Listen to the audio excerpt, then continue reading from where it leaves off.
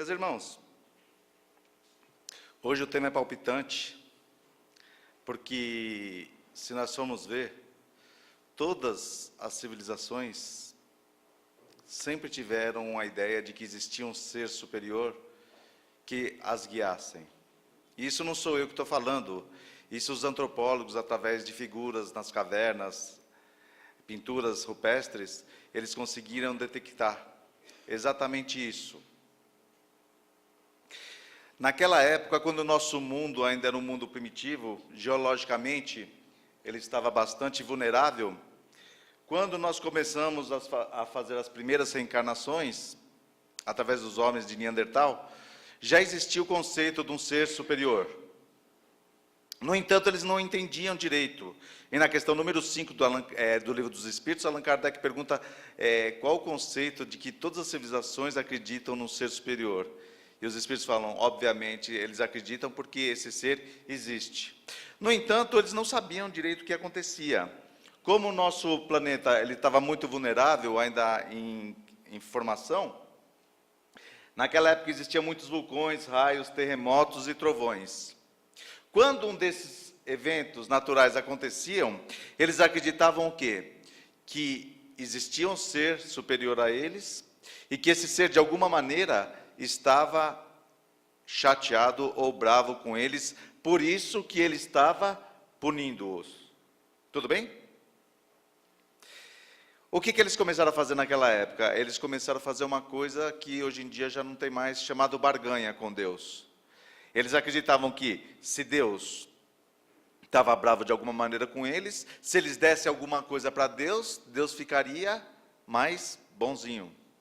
Então eles começavam a dar, por exemplo, alguma parte da plantação que eles tinham para comer e tudo mais. Vamos supor, se um vulcão tivesse em erupção, eles iam lá e jogavam os alimentos em determinado local, que era para Deus.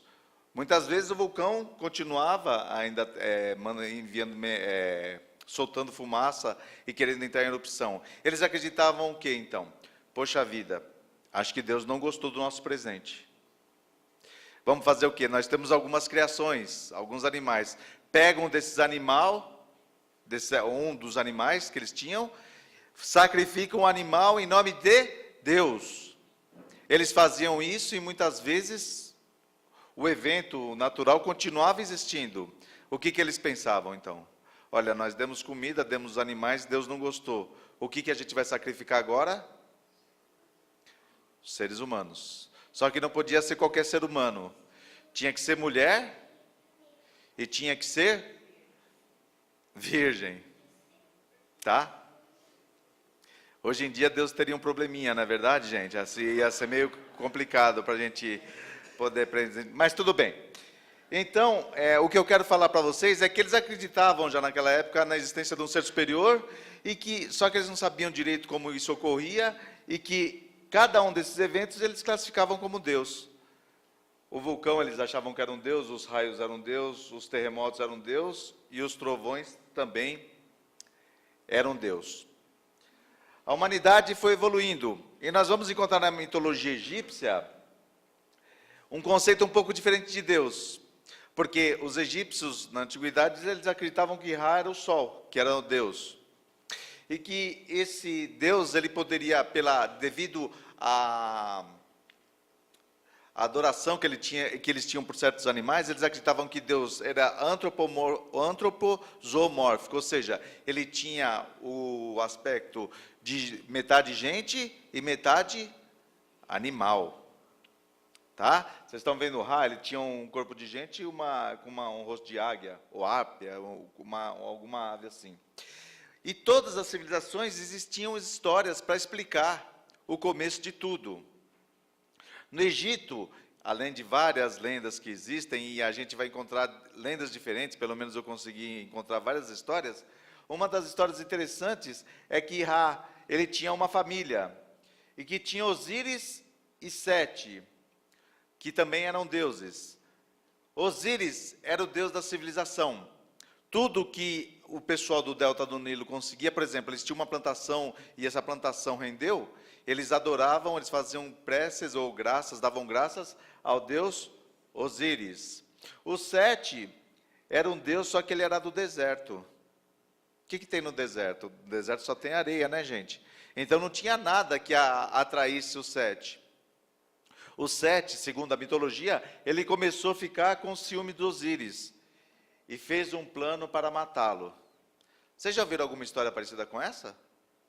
Dois irmãos que um fica com ciúme do outro e planeja matar? Não é verdade? Bom, o que fez o Sete? Ele fez um banquete e ele colocou todos os ajudantes dele, fizeram um caixão cravado de pedras preciosas, e no meio do banquete, o Sete falou assim, olha, eu fiz esse presente, e para quem couber dentro desse presente, pode levar o caixão. Tipo o sapato da Cinderela, né? Então, daí, ele já sabia, obviamente, a altura do irmão dele e tudo mais. Algumas pessoas foram entrando, ele sabia que não ia caber dentro do caixão. Quando o Osíris entrou, foi o Sete e os ajudantes dele, prenderam ele dentro daquele caixão e jogaram no rio Nilo. A Ísis, que era irmã do Osíris, era casada com ele. E o que uma mulher casada faz quando o marido some? Como faz o quê? Uma festa? Você falou o quê? Teve uma senhora que falou, arruma outro, rapidinho, não é verdade? Foi você? Então, mas a Ísis, como o pessoal daqui, na verdade, quando o marido sumia, ela foi o quê? Foi atrás, no rio Nilo, e foi encontrar, lá na Fenícia, o caixão onde ela viu Osíris. Ela abriu o caixão e resgatou seu marido, ficou toda feliz. Só que o Sete não gostava do Osíris de jeito nenhum. Daí ele capturou novamente o irmão, e segundo algumas lendas, falou que o Osíris, o Sete, corta o Osíris em 42 pedaços e distribui em cada tribo do Egito.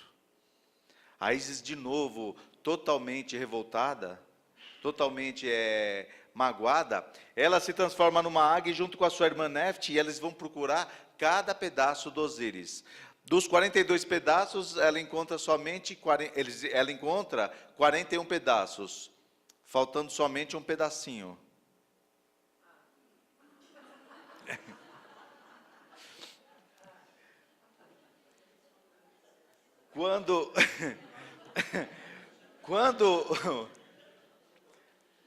Quando Deus vê o que a Ísis fez, ele ficou até assim, nossa, comovido. E quando elas juntam todos os pedaços, segundo a tradição, elas batem a asa e dá um sopro de vida para Osíris, onde ele retorna à vida.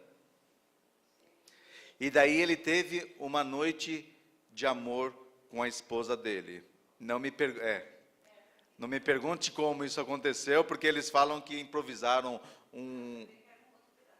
Não, o pedacinho que era aquele lá mesmo ficou na boca de um peixe, na verdade.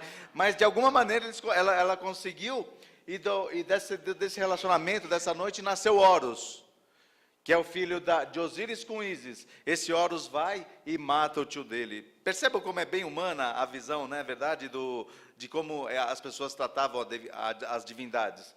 Osíris, depois dessa noite, ele vai para debaixo da terra receber os mortos, onde iria ter um tribunal de Osíris. Esse tribunal, quem morria, ele se apresentava para Osíris, e Osíris tirava o coração da pessoa, colocava numa balança. Se o coração pesasse mais do que uma pluma, vinha um outro deus com cabeça de jacaré, que eu não lembro o nome agora, ia lá e devorava a pessoa, acabava a pessoa por ali. Se o coração pesasse menos do que uma pluma, aquela pessoa era destinada para um lugar onde ela ia viver feliz para sempre. O que era necessário para que as pessoas tivessem o coração mais leve do que uma pluma? Era necessário que a pessoa fosse boa, que a pessoa fizesse a caridade, que ela ajudasse o próximo. Tudo bem, gente? No entanto, continuava o conceito politeísta, a crença em vários deuses. Outra civilização que tinha bastante deuses eram os gregos. Os gregos, eles tinham tantos deuses, mas tantos deuses, que tinha um deus que era Deus dos deuses deles. Deu para entender? Deu para entender, né? Por exemplo, Deus reinava soberano no Monte Olimpo. Hades era aquele que ia para debaixo da terra receber os mortos. Poseidon era o deus dos mares. Então, para os gregos, cada um tinha, cada tipo, deus, ele representava uma determinada casta da sociedade grega. Por exemplo, Hefesto era o deus dos ferreiros. Então, quem era ferreiro tinha um deus específico que era o Hefesto. Hermes era o deus dos mensageiros, dos carteiros. Pode ser assim? Carteiros? Naquela época não tinha, mas era desse jeito. Bom, o que acontecia? O conceito dos deuses gregos era um pouco diferente, porque esses deuses poderiam descer do Monte Olimpo e ter um relacionamento conosco, com os mortais. Eles poderiam, por exemplo, se tivesse uma festa, aparecer na festa. Podiam se relacionar com os mortais. Então, tem uma lenda grega que tinha um deus chamado Acrísio. Esse deus Acrísio, ele tinha uma filha muito bonita chamada Danae. Uma vez esse Acrísio, ele foi numa pitonisa. Todo mundo sabe o que é pitonisa? Aquela pessoa que adivinha o futuro e tudo mais. Cartomante, não é verdade? Mas não tinha carta. E essa pitonisa, ela vira para o rei Acrísio e fala: olha, Acrísio, você vai ter um neto, esse neto vai te matar e vai tomar o reino de você. O que o Acrísio fez, gente?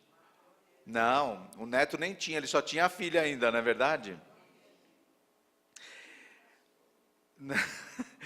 Ele faz o quê? Olha, se meu neto vai me matar, eu não vou ter neto. Ele pega a filha e tranca a filha dentro de uma torre de cobre.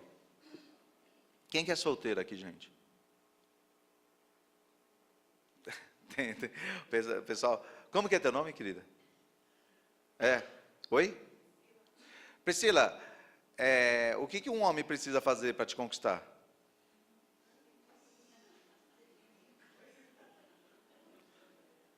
Tudo isso? Bom, você quer falar? Ninguém quer falar nada?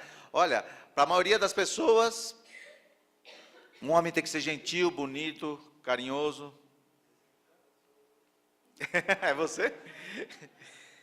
Só que o Zeus gostaria muito de conquistar a Danae. Ela estava numa torre de cobre trancada, ele não tinha acesso. Adivinha como que o Zeus se apresenta para Danae? Através de uma chuva de ouro. Ele foi entrando pelas frestas de uma chuva de ouro e foi se formando na frente dela. Tá bom para vocês? Melhor, não é verdade assim? E daí desse relacionamento nasce Perseu. Esse Perseu, como ele é de um relacionamento entre um deus e uma mortal, ele é chamado de semideus. Ele vai lá, mata a Medusa e faz toda aquela coisa toda. Eu só gostaria de falar para vocês que ainda continua aqui o politeísmo, a crença em vários deuses. Daí vem o Deus dos judeus. E já traz um conceito totalmente novo. O Deus de Abraão falava que não existem vários deuses, é apenas um Deus. E ele, além de ser único, ele tinha sentimentos que é muito parecido com os nossos sentimentos. Por exemplo, esse Deus dos judeus, ele se arrependia das coisas que ele fazia. Então, se a gente for ver na Gênesis, ele vai falar: no entanto, logo se arrependeu quando viu que a maldade se multiplicara na terra. Era Deus que tinha se arrependido. Arrependeu-se da criação, bem como do mal que prometera fazer ao povo. É Deus se arrependendo. Ele fala em Êxodo: quem ferir a outro de modo que este morra, também será. Ora, vocês se recordam do 5º mandamento trazido por Moisés? O 5º mandamento era: não matarás. E Deus está falando aqui que é para matar. Outra coisa: quem ferir a seu pai e sua mãe será.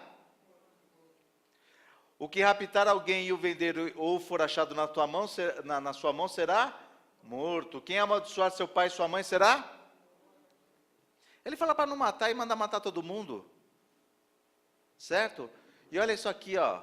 Se 2 homens estiverem brigando e a mulher de um deles vier para livrar o marido daquele que o ataca e pegá-lo pelos órgãos genitais, cortem a mão dela, não tenham piedade. É o próprio Deus falando o quê? Para não ter piedade da mulher. Um Deus justiceiro. um Deus que muitos aprenderam a temer. Já ouviram falar que tem pessoas, uma vez uma pessoa falou, você tem que ser temente a Deus. Já ouviram esse termo? Eu perguntei, por quê? Por que eu devo temer ao meu Pai? Certo? Obviamente, no capítulo 1 do Evangelho segundo o Espiritismo, Allan Kardec, analisando essas passagens, vai falar que existiam duas leis, as leis divinas, que são os 10 mandamentos, que são atuais até hoje, e as leis que Moisés precisou fazer para conseguir conduzir aquele povo que saía do Egito até a terra prometida. Então, obviamente, que se Moisés falava, olha, sou eu que quero isso, o povo não ia aceitar. Então, muitas dessas passagens é coisa do homem, não é coisa de Deus, tá bom? Por exemplo, esse Deus que as pessoas falam, ele era muito machista. Tá vendo que ele não tem que ter piedade da mulher? É um Deus machista. Esse Deus que as pessoas falam, foi o Deus que falou que criou a Terra, que criou o nosso planeta, e era o centro do universo, que ele só fez essa criação para nós. E por muito tempo, essa tradição ficou valendo, tanto que algumas pessoas morreram em virtude de contestar essa afirmação. Porque o que as pessoas acreditavam? Que o nosso planeta era desse jeito, olha, sozinho no espaço, que aqui tinha o Sol e a Lua, que eles iam fazendo esse movimento, e que Deus, depois do firmamento, morava logo aqui em cima. Era isso que as pessoas falavam, que a gente ia para o reino do céu. A ciência foi chegando. Então as pessoas começaram a ver que, por exemplo, elas podiam tocar numa planta, elas ficavam a 1 metro de uma planta, certo? Depois foram vindo a tecnologia cada vez mais e foi se distanciando mais do nosso planeta. Então aqui, ó, a 100 metros, olha, já dá para ver, por exemplo, aquela planta, vocês lembram daquela planta? Ela já está aqui embaixo, olha, está vendo como que ela já foi se distanciando um pouco dela?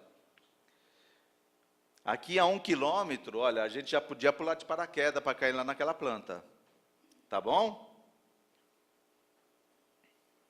A 100 quilômetros é uma vista que pode ser vista, o estado da Flórida. Até aí está tudo bem. Só que começa a acontecer algumas coisas um pouco interessantes. A 1000 quilômetros é uma vista como se fosse por satélite, e conforme o homem foi aproximando mais, começamos a ter problemas. Isso que eu estou falando para vocês, sem satélite, alguns cientistas já tinham falado que isso acontecia, que a Terra não era o centro do universo e que ela era redonda. Só que o pessoal que acreditava nas escrituras e que falava que a Terra era o centro do universo, já começou a percebeu que alguma coisa estava errada, quando descobriram que a Terra não era chata, ela era redonda. Mas eles descobriram que a 100 mil quilômetros a Terra já está ficando mais pequena ainda, né? Ficando menor. Aqui a 10 milhões de quilômetros, essa parte azul, a ciência começou a perceber que a Terra girava em torno de uma estrela de quinta grandeza. A 1 bilhão de quilômetros, olha que vocês lembram de onde nós começamos? Daquela planta, não é verdade? Vocês estão vendo a planta já? Ainda não. Não, né? Aqui a gente já consegue ver outras órbitas. E cadê o Deus, gente? Onde é que ele se encontra? A 10 bilhões de quilômetros a gente consegue ver o sistema solar. Vocês estão vendo a planta? Nem Deus. A 1 trilhão de quilômetros, o Sol é isso aqui, ó.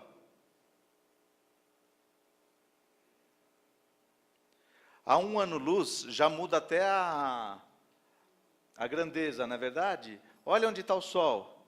Cadê Deus, gente? Está onde? Está atrás da câmera? Ele que estava tirando a foto? É verdade. A 100 anos-luz, nada além de nebulosas. A 1000 anos-luz, a gente já está vendo a Via Láctea. A 10 mil anos-luz, a 1 milhão de anos-luz, a 10 bilhões de anos-luz, eles começaram a perceber que todos aqueles que tinham morrido em virtude de ter falado alguma coisa contrária às Escrituras, estavam certos. E que a mulher tinha alma. Porque muitos falavam que a mulher não tinha alma. Vocês sabiam disso? A mulher só foi ganhar alma depois da Idade Média, gente. Porque eles falavam que o homem foi criado de um sopro divino e a mulher era um pedaço do homem, que era a costela, nem era carne de primeira, né? Não é verdade? Vai perceber que a Terra não era o centro do universo e muito pelo contrário. Aqueles que achavam que a Terra foi uma criação divina, uma obra-prima de Deus, vai perceber que ela não passa de um grão de areia no universo. E as pessoas começam o quê? Quando a ciência vai evoluindo, as pessoas começam a desacreditar nesse Deus por causa daquelas informações. Lá na Gênesis está dito que nós fomos criados à imagem e semelhança de Deus. E a ciência pode comprovar que diante de uma coisa tão grandiosa, jamais Deus poderia ter a nossa imagem e a nossa semelhança. Foram desenvolvendo algumas doutrinas. Uma doutrina é chamada doutrina materialista, ou seja, daquelas pessoas que, revoltados com toda aquela coisa que era dito sobre Deus e tantas injustiças cometidas em nome dele, eles simplesmente acabaram não acreditando mais no Criador. Os materialistas acreditam que a inteligência é propriedade da matéria. Existem pessoas mais inteligentes que outras? Existem, né? O materialista acha que uma pessoa que é mais inteligente do que a outra é porque ela é uma matéria mais depurada. Eu, como não sou tão inteligente assim, eu sou uma matéria com defeito, segundo os materialistas. Vai falar que a gente não existia, nós não éramos nada antes de nascer e não seremos nada depois da nossa morte. Ou seja, nós somos igual uma lâmpada. A gente não era nada, tem um tempo de vida, depois queima a lâmpada, acaba. E isso começa a trazer algumas consequências drásticas.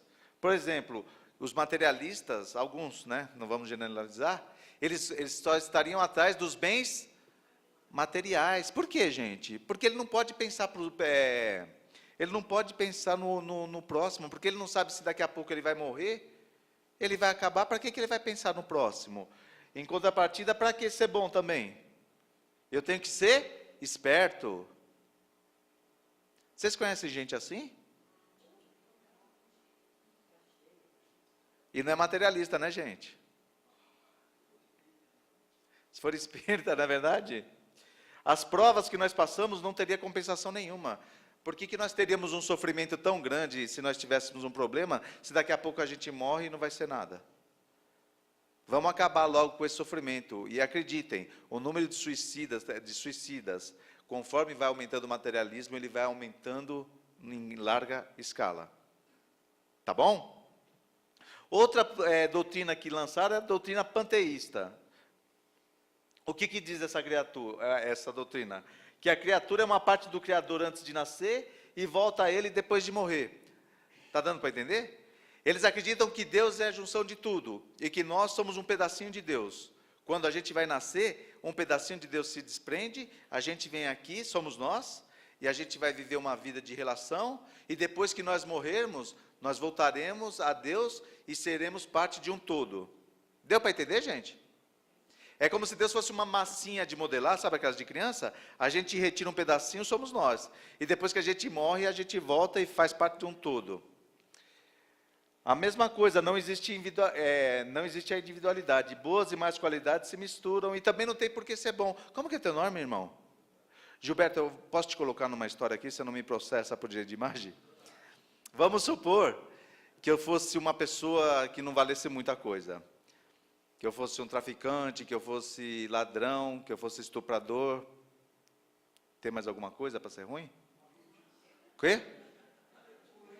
Político? Vamos supor que eu fosse tudo isso. E vamos supor que o Gilberto seja uma pessoa... Vamos supor não, o Gilberto é uma pessoa de bem, uma pessoa responsável, uma pessoa que ajuda o próximo. Nessa doutrina, eu e o Gilberto, nós estaríamos juntos em convivência, e o Gilberto falaria assim para mim: Fábio, para com essa vida. Isso não leva a nada. Vamos lá no centro espírita, vai numa igreja, vai em algum lugar e ajude o próximo. Faça uma coisa para o teu próximo. Eu falaria o quê para o Gilberto? Deixa eu. Mano, aqui é nós. Né? Eu falaria mais ou menos assim. Deixa eu.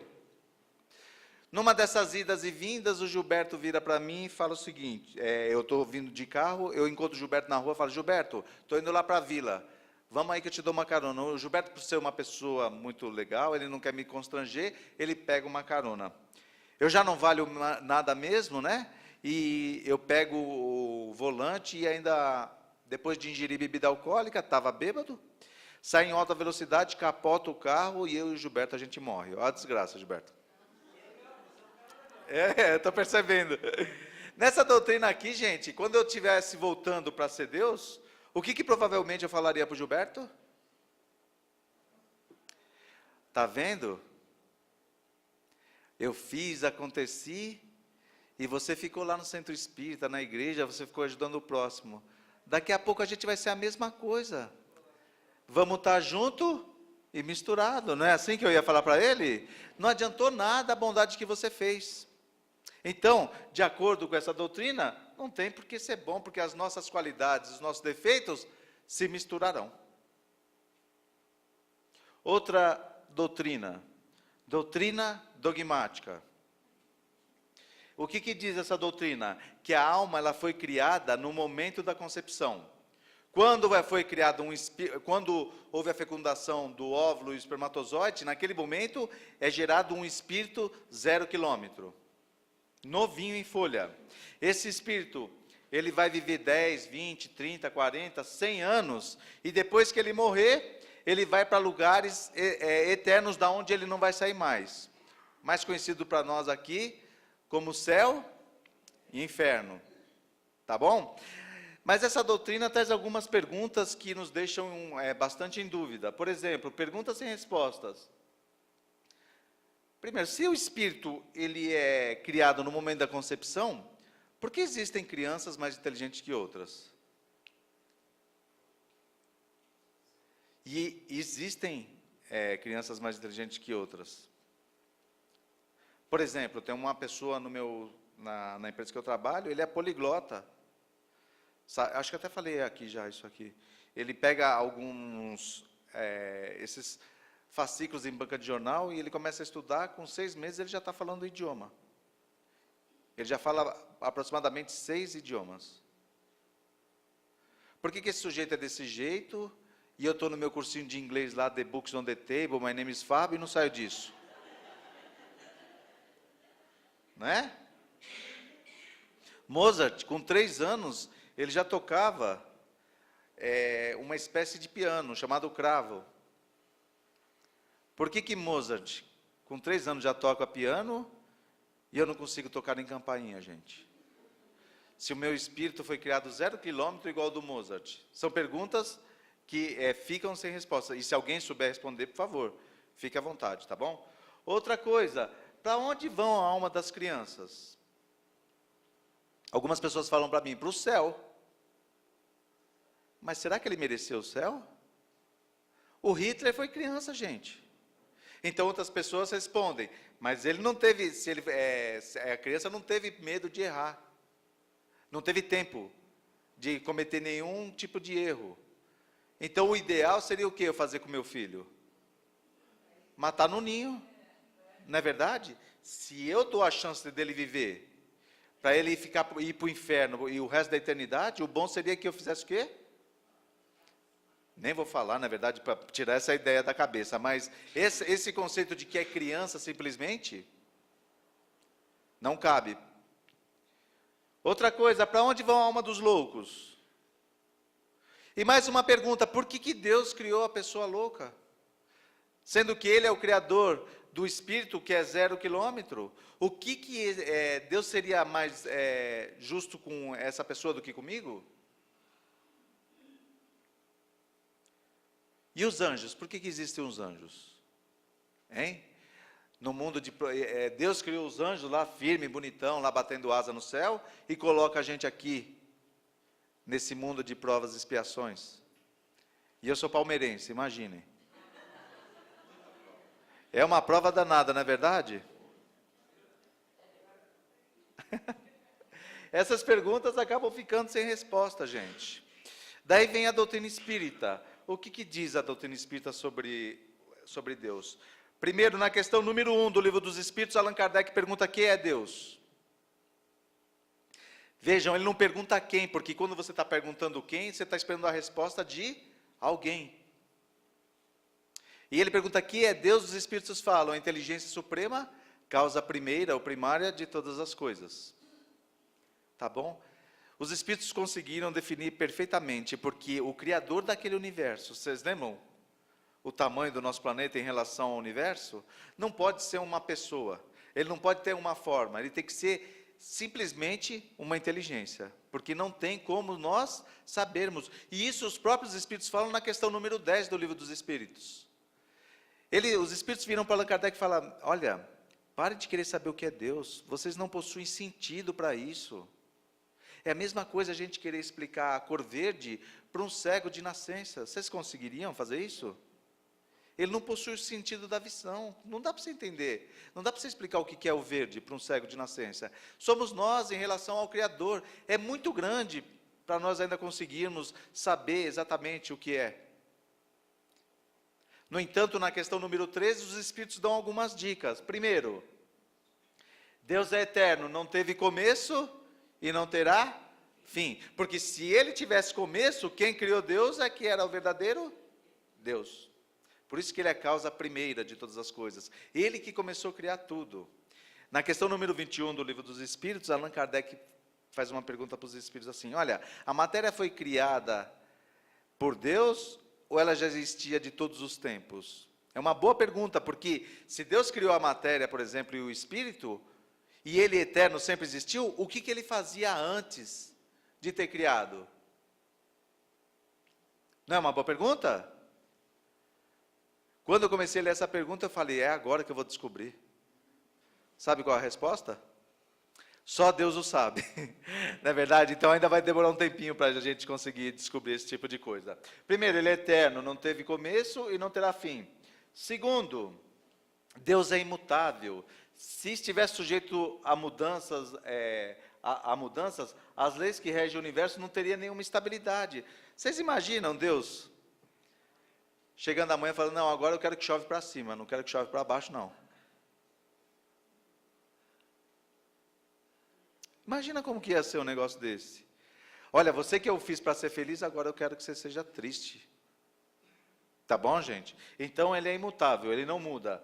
Outro conceito de Deus: ele é imaterial, sua natureza difere de tudo que chamamos de matéria.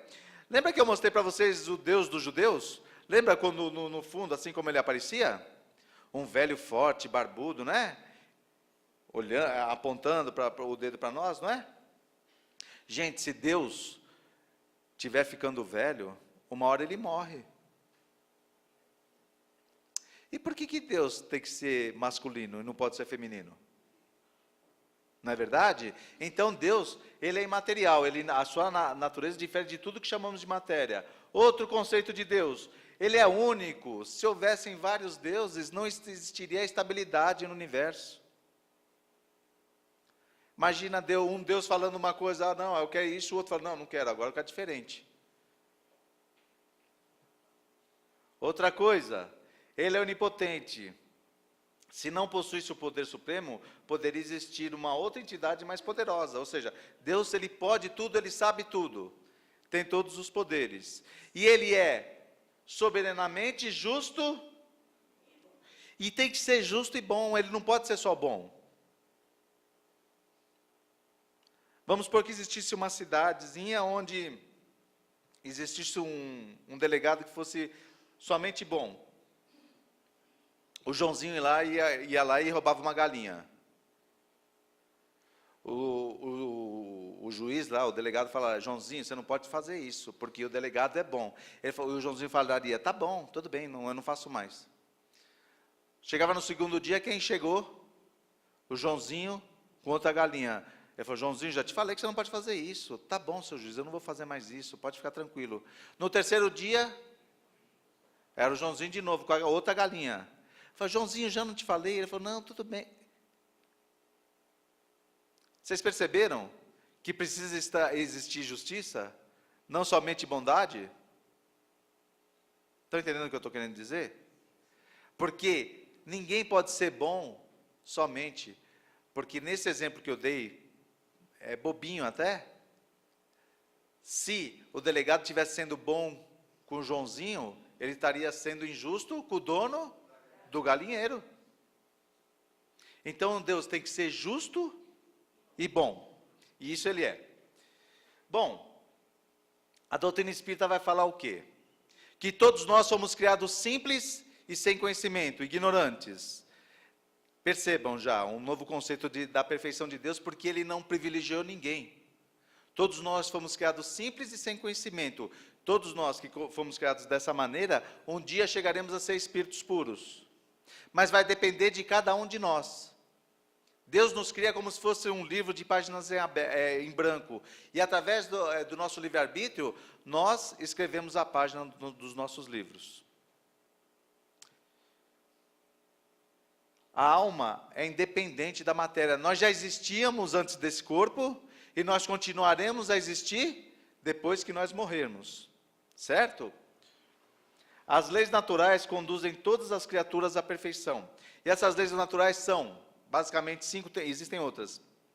Primeiro, a imortalidade. Deus nos criou imortais. Nós, a partir do momento que fomos criados, nós não morremos mais. Mas para nós que não morremos mais, chegaremos a ser espíritos puros, existe uma lei de evolução. Todos nós evoluímos.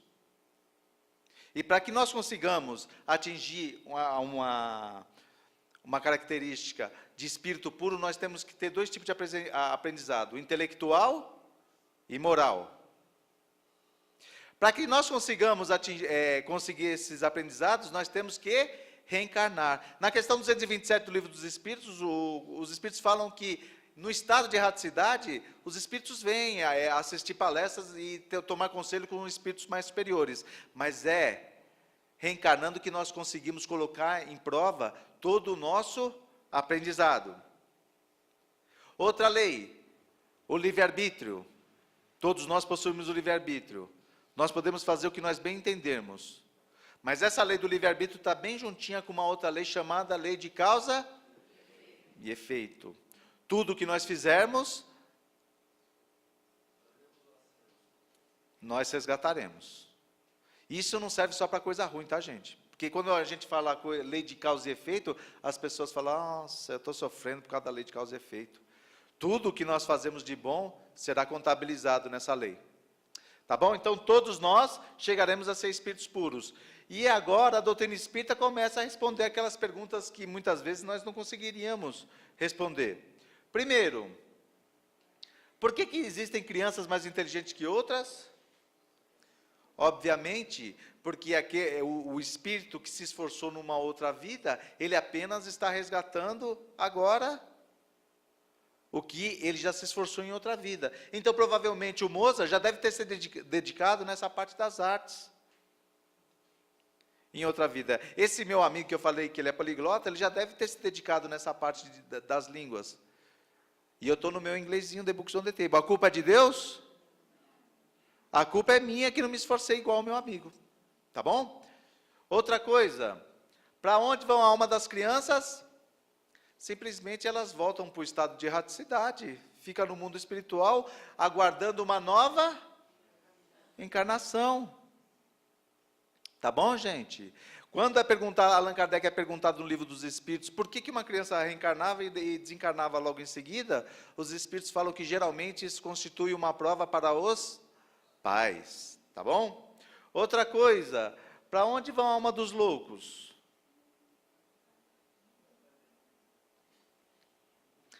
Mais uma pergunta, por que Deus criou o sujeito louco? Muitas vezes, meus irmãos, e vejam isso na questão 258 do Livro dos Espíritos, os Espíritos pedem para vir com algum tipo de deficiência. Ou se eles não pediram, eles estão cumprindo uma lei de causa e efeito. Vocês já viram pessoas viciadas em crack no estado terminal? Tiveram a oportunidade já de acompanhar? A pessoa, ela, através da droga, ela debilita totalmente o cérebro. Muito provavelmente, ou existe a possibilidade de, numa próxima encarnação, essa debilidade que ele teve, se traduzir num novo corpo físico que ele tenha. A minha filha, Hoje em dia ela tem 22 anos. Mas desde que ela nasceu, ela tinha alergia e problemas respiratórios. Vocês conhecem o Hospital Nipo Brasileiro? Nossa, o pessoal lá, os médicos, os enfermeiros, todo mundo já me conhecia. Porque, invariavelmente, eu ia pelo menos uma vez por semana dar inalação para minha filha lá, porque ela perdia o ar. Ela tinha bronquite, renite, tudo o que vocês podem imaginar. Só que minha mãe, quando era encarnada, ela fumava. E quando minha mãe acendia um cigarro, minha filha ia para o lado dela. Resumindo, minha mãe ficava tossindo e minha filha do lado dela tossindo também. Por causa do problema que ela tinha. Um dia eu virei para ela e falei, Laís, vem aqui. Por que toda vez que a tua avó acende um cigarro, você vai do lado dela se você sabe que você não pode, você tosse? Ela era pequenininha ainda, ela virou para mim e falou, sabe o que é, papai? É que eu adoro o cheiro da fumaça do cigarro. Eu não posso falar que ela trouxe esses problemas respiratórios, eu não posso afirmar isso, que foi por causa que ela fumou numa outra vida. Mas muito provavelmente aconteceu isso. Porque ela não tinha, eu não fumo, minha esposa também não fuma, e ela não poderia gostar do cheiro da fumaça de cigarro, e ela gostava. Provavelmente, ou ela deteriorou o perispírito dela numa outra encarnação através do fumo, ou ela escolheu vir com aquelas doenças para que ela novamente não entrasse no vício do fumo. Eu não estou atestando, eu estou falando que é uma possibilidade, está entendendo, gente? E provavelmente o que eu fiz? Fui eu que dei o primeiro cigarro numa outra encarnação para ela, né? Para eu passar tantas vezes lá no Nipo Brasileira de madrugada com ela, eu devo ter alguma ligação com esse processo. Mas é Deus que é ruim, gente? Não, né? E por que existem os anjos? Os anjos somos todos nós, um dia seremos espíritos puros. Só que se engana quem acha, eu já até falei nessa casa aqui também, que quando nós chegarmos no estado de perfeição, nós vamos ganhar um par de asa, daí vai dar uma coceirinha na cabeça, não, chifre não, uma auréola, não é verdade, gente? Vão entregar uma harpa para nós e a gente vai ficar por resto da eternidade contemplando a face de Deus. Plim, plim, não é verdade? Os espíritos dizem que eles são felizes quando atingem esse estado. Eles são felizes em fazer o bem para o próximo, em ajudar o Criador nesse universo que é infinito. Tá bom? Ou seja, acho que não é muito consoladora a mensagem que eu vim passar agora para vocês. Quem está esperando uma aposentadoria espiritual, pode esquecer, tá bom, gente? Aqui a gente vai ver o quê? O sorriso de Deus.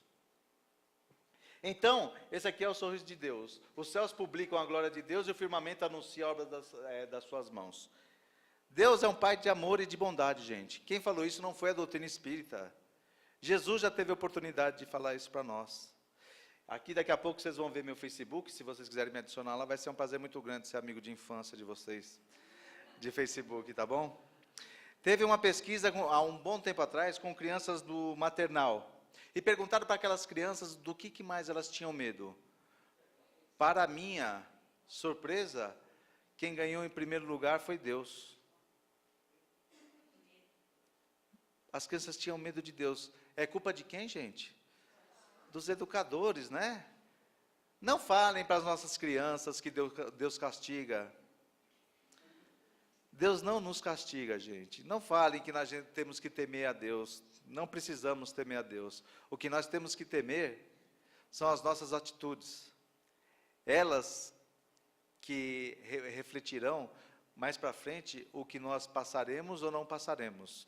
Mas não tragam esse conceito de um Deus a ser temido. Jesus, através da parábola do filho pródigo, todos se recordam dessa parábola? Que o filho pediu uma parte da herança dele, saiu, gastou tudo e voltou? Onde o dono da propriedade representava Deus? Vocês lembram qual foi a atitude do pai quando o filho voltou? Fez uma festa, abraçou e beijou o filho. É isso que Deus representa para nós. Os erros que nós cometermos, vai ser nada mais, nada menos aprendizados para que nós possamos mais rapidamente chegarmos a ser espíritos puros. E fazermos parte do exército de Jesus, o exército do amor, da caridade e da fraternidade.